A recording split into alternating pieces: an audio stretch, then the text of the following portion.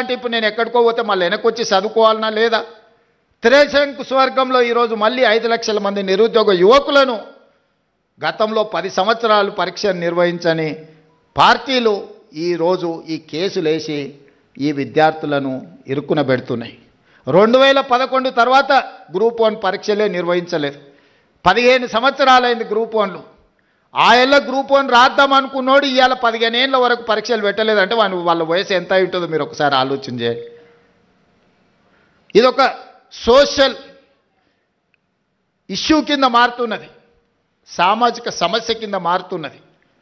ఇట్లాంటి వాళ్ళను మీరు విద్యార్థులు అందరూ నిశ్చితంగా గమనించాలి.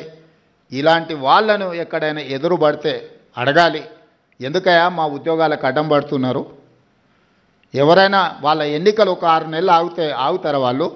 వాళ్ళ ఇంట్లో ఓడిపోతే 6 నెలలు కూడా ఒక్కరికి కూడా ఆపకుండా ఉద్యోగాలు ఎంబడెంబడే ఇచ్చారు. కానీ మన పిల్లల ఉద్యోగాలకు వచ్చేటప్పటికి వాళ్ళకు ప్రతిదీ రాజకీయమే. అందుకే ఈరోజు మన పిల్లల్ని ప్రోత్సహించాలి, వాళ్ళని అభినందించాలి, స్వయంగా వాళ్ళని కలవాలి. ఇక్కడున్న అందరు నేను అడుగుతున్న, తెలంగాణ వచ్చిన 10 సంవత్సరాలలో ఎప్పుడన్నా ముఖ్యమంత్రిని కలిసిరా? మీరు కలిసిరా? ఎవరైనా కలిసిన వాళ్ళు ఎవరైనా ఉంటే చేయొద్దండి.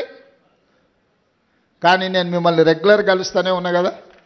ఇది తేడా. ప్రజాపాలనకు దొరల పాలనకు. ముఖ్యమంత్రి అంటే ఆకాశంలోకి వెళ్ళి ఊడిపడ్డ పదవి కాదు, అది ప్రజలు ఆశీర్వదించి, ముఖ్యంగా దళితులు, గిరిజనులు, ఆదివాసీలు ఆశీర్వదిస్తే ఈ కుర్చీ వస్తుంది.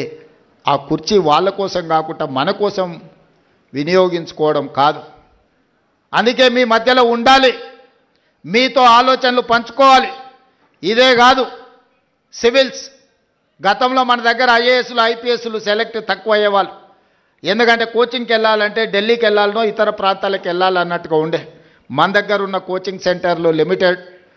అందుకే బట్టి విక్రమార్క గారితో మాట్లాడి సింగరేణి సంస్థ నుంచి సివిల్స్కు ప్రిలిమ్స్ పాస్ అయినా మెయిన్స్ పాస్ అయినా వాళ్ళ ఫీజుల కోసం ప్రోత్సాహకం అందించాలని రాజీవ్ అభయ హస్తం కింద వాళ్ళకు లక్ష రూపాయలు మొదటి విడత, రెండోసారి ₹1,00,000 ఇస్తే ఈరోజు చాలామంది మన గిరిజనులు, మన బీసీల పిల్లలు ఐఏఎస్లు ఐపీఎస్లు క్లియర్ చేసింది. ఆ పిల్లలు కలవడానికి వచ్చినప్పుడు ఐ ఫెల్ట్ వెరీ హ్యాపీ.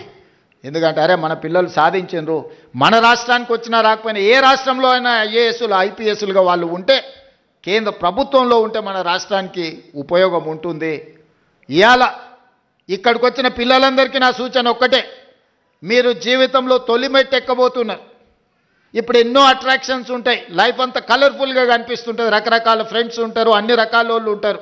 మనం నెక్స్ట్ లెవెల్కి వచ్చినప్పుడు ఇంటర్ నుంచి డిగ్రీయో లేకపోతే ఇంజనీరింగో లేకపోతే డాక్టర్లు పోయినప్పుడు ఇవన్నీ కూడా మనల్ని అట్రాక్ట్ చేస్తుంటాయి. కానీ జీవితంలో 25 సంవత్సరాల వయసు వచ్చే వరకు నిబద్ధతతోని కష్టపడి చదువుకొని కెరీర్లో రాణిస్తే